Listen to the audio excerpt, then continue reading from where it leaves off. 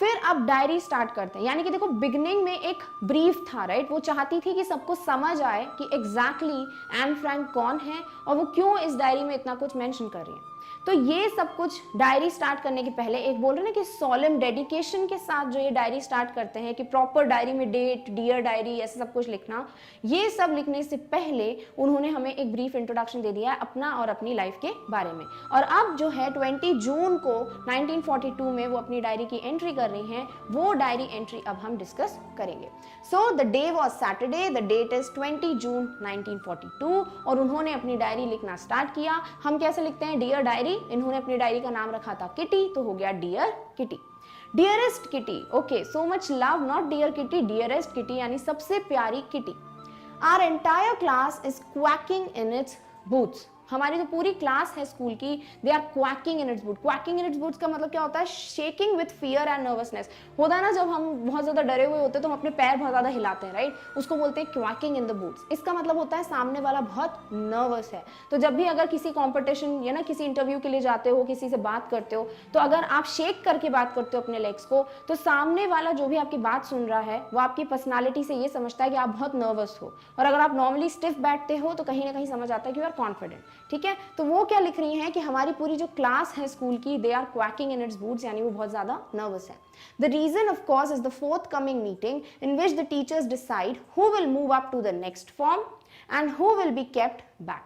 और इसलिए नर्वस हैं सब क्योंकि अभी जो है एक मीटिंग होने वाली है जिसमें टीचर्स डिसाइड करेंगी कि नेक्स्ट फॉर्म के लिए, नेक्स्ट क्लास के लिए किन बच्चों को रखना है और किन बच्चों को घर वापस भेजना है।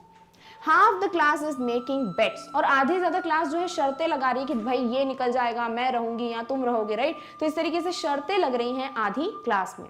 GN and I laugh ourselves silly at the two boys behind us. GN कौन है, वन ऑफ द गर्ल्स में भी जो उनकी फ्रेंड है एन फ्रैंक की, तो वो कहती हैं कि मैं और GN जो है बहुत ज्यादा हंस रहे थे, किस पर, जो दो बॉयज इनके पीछे बैठे हुए।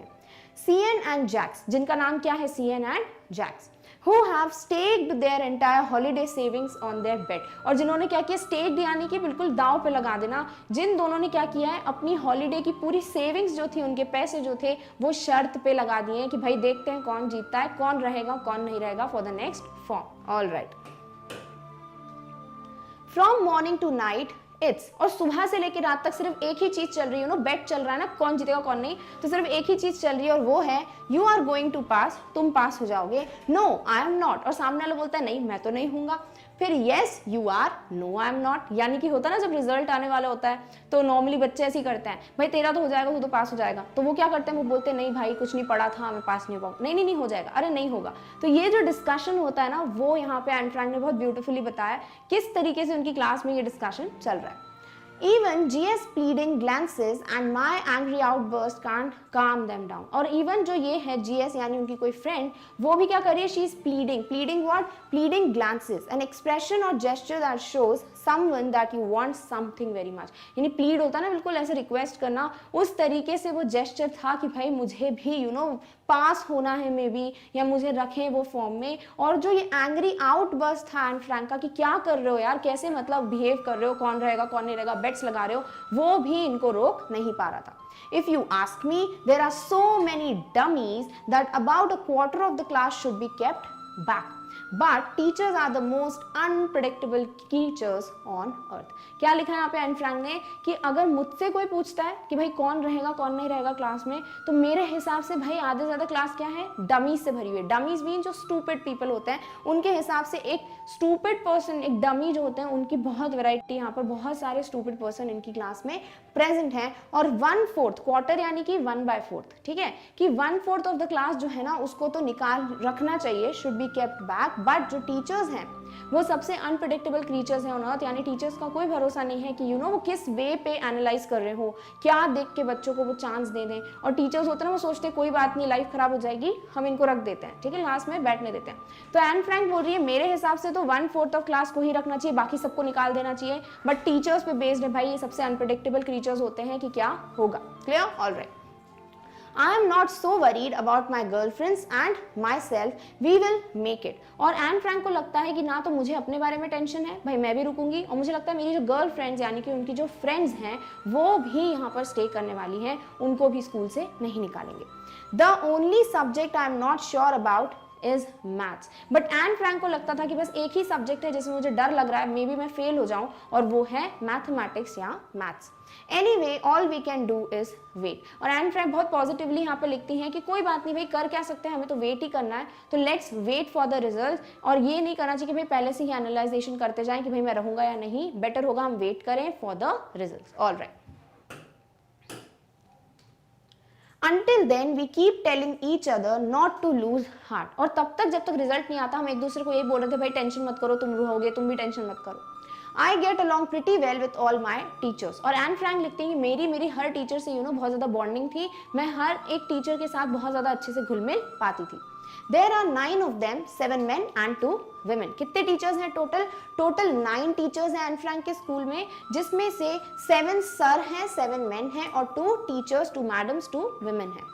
Mr. Keesing, the old fogey who teaches maths, was annoyed with me for ages because I talked so much। अब एन फ्रैंक को बात करने का बहुत शौक है, बहुत ज़्यादा बातचीत करती हैं वो, तो इस चीज़ से इनका जो टीचर है वो कौन है? मिस्टर कीसिंग। और इसको क्या बोला है एन फ्रैंक ने? द ओल्ड फॉगे, यानी एन ओल्ड फैशन पर्सन, जो बहुत पुराने ख्यालातों के जो होते हैं वैसे टीचर थे उनके ये। और ये जो है एन फ्रैंक से बहुत ज़्यादा नाराज़ रहते थे। क्यों?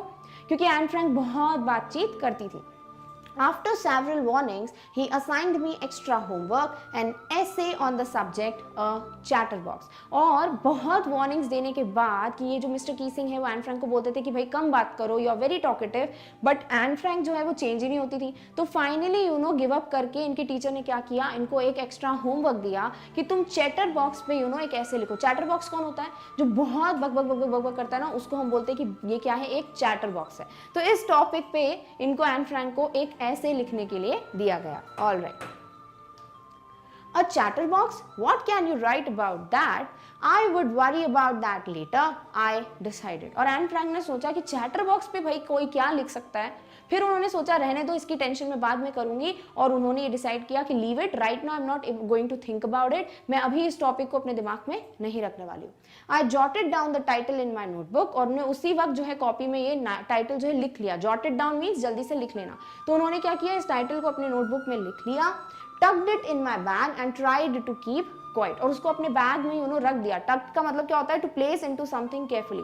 नोटबुक ली, अपने बैग में अच्छे से रखी टाइटल लिखने के बाद, और फिर उसके बाद जो है उन्होंने कोशिश की कि मैं जो हूँ चुप करूँ। शी ट्राइड, ऐसा नहीं लिखा है कि आई केप्ट क्वाइट, बट उन्होंने कोशिश की कि भाई अब पनिशमेंट मिल गई है तो थोड़ा चुप करके मैं बैठ जाती हूँ।